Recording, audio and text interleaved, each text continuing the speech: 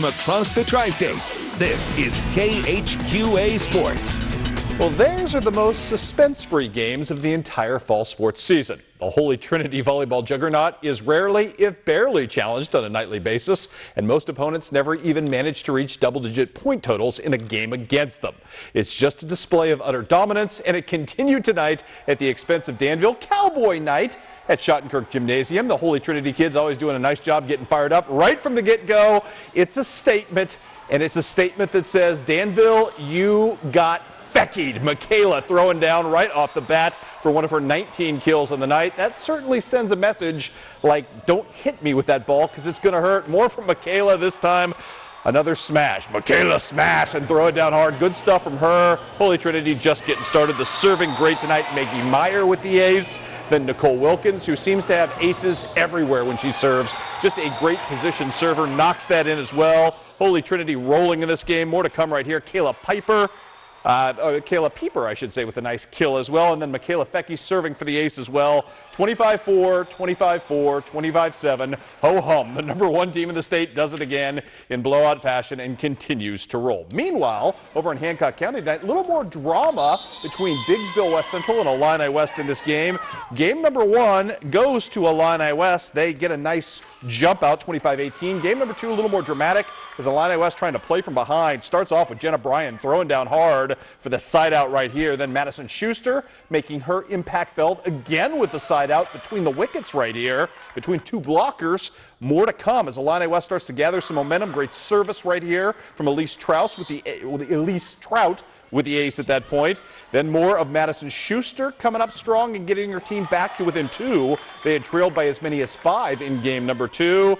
And all of a sudden things get going in the right fashion for Illini West down the stretch. Gracie Bostert, a couple of big kills right here to put her team up to stay. I tell you what, Illini West gets the job done late and finishes this thing out in 2 games. Big night from Shelby Thompson, who you will see here with the beautiful dig coming up right here to set up another Gracie Bostert kill.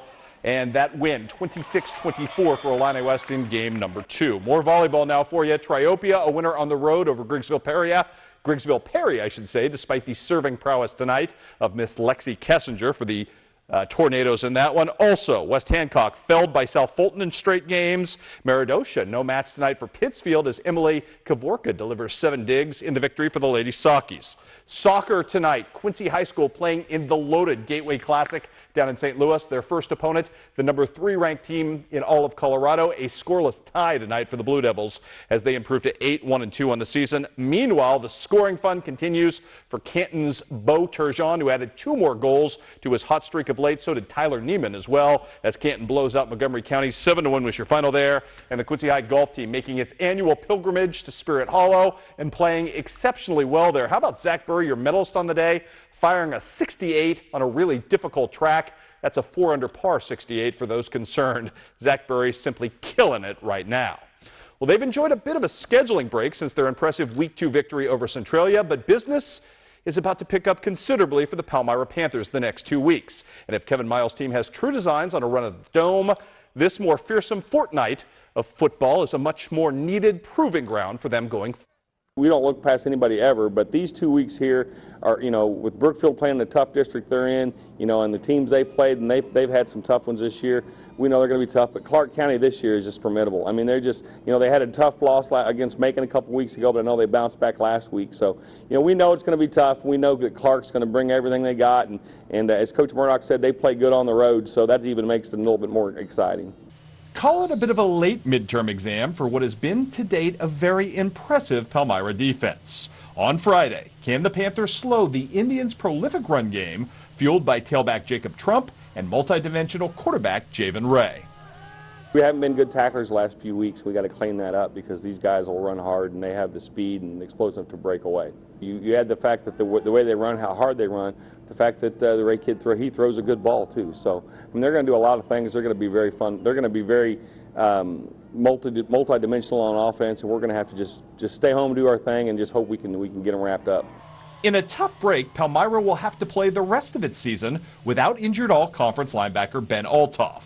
But in terms of run support, the Panthers have been able to compensate, particularly with strong play from their safeties.